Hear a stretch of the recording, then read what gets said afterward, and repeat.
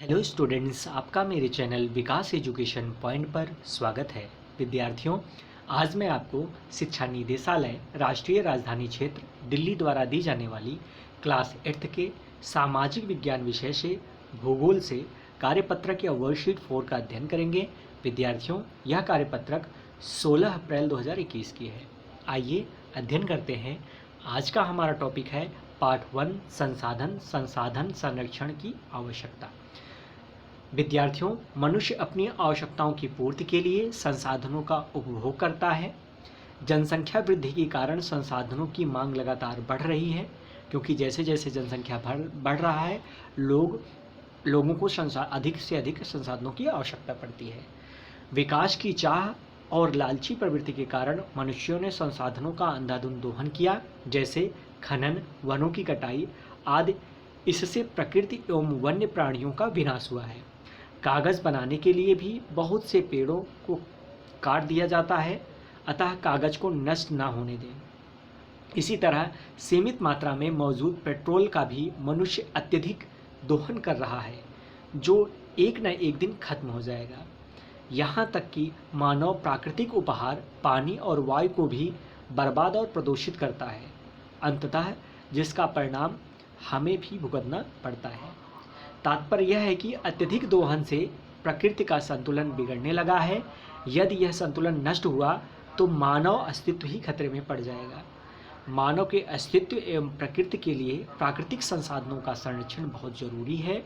अतः हमें संसाधनों का प्रयोग प्रकृति को बिना नुकसान पहुंचाए विवेकपूर्ण ढंग से नियोजन के साथ करना चाहिए, ताकि लंबे वक्त तक हम उसका लाभ उठा सकें और भावी पीढ़ी भी उसका उपयोग कर सके। इसे ही हम सतत पोषणीय विकास कहते हैं।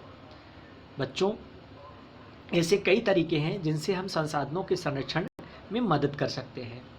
निर्देश दिया गया है, प्रत्येक चित्र के सामने दिए गए संकेतों को पढ़िए और उसका संरक्षण कैसे कर सकते हैं नीचे लिखिए। नीचे बच्चों को चित्र दिया गया है। आयशा घर की सारी लाइटें जला के पढ़ती है, तो आयशा कोई एक बल्ब जलाकर पढ़ सकती है, तो इससे जो है बिजली का कम उपयोग होगा। ठीक है, नेक्स्ट देखते हैं बच्चों। टॉम के बगीचे में सूखे पत्तों को जलाता है, तो बच्चों इससे वायु प्रदूषित होगा, जबकि टॉम सूखे पत्तों को मिट्टी में दबाकर खाद बना सकता है।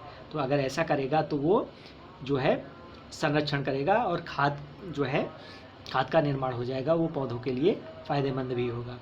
आगे देखते हैं बच्चों। राहुल ब्रश करते समय नल को खुला छोड़ देता है, तो इसमें क्या करेंगे, राहुल ब्रश करते समय नल को बंद कर जल संरक्षण कर सकता है। तो इस प्रकार से इसको हम कर लेंगे। अब स्वयं को जांचते हैं बच्चों। आइए कुछ प्रश्न हैं, इन प्रश्नों के उत्तर लिखते हैं।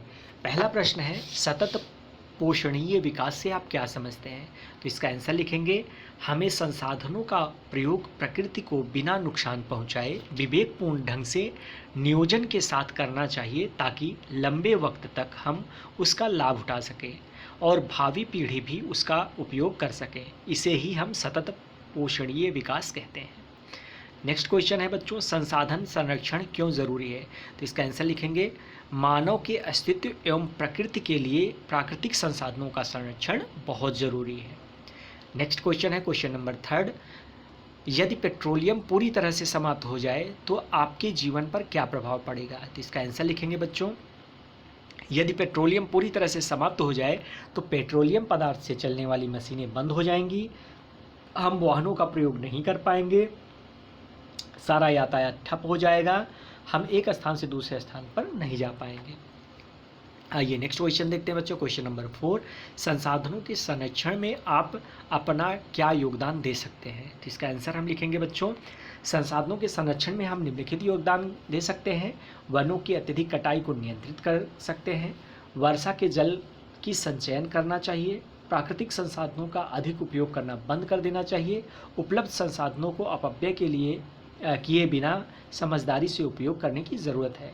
सौर, जल और पवन ऊर्जा जैसी नवीकरणीय संसाधनों का उपयोग को प्रोत्साहित किया जाना चाहिए। इसके अलावा बच्चों और भी आप अपने मन से लिख सकते हैं, लोगों को जागरूक करने के बारे में भी लिख सकते हैं। मतलब इसमें ये भी लिख सकते हैं कि हमें इस संसाधन संरक्षण के लिए लोगों को जागरूक करेंगे। तो और भी ऐसे आप अपने मन से भी लिख सकते हैं। तो ये था आज का हमारा कार्यपत्रक। बच्चों कोविड-19 जैसे महामारी से बचने के लिए, सुरक्षित रहने के लिए हमें 2 गज अथवा 6 फीट की शारीरिक दूरी का पालन करना चाहिए। धन्यवाद।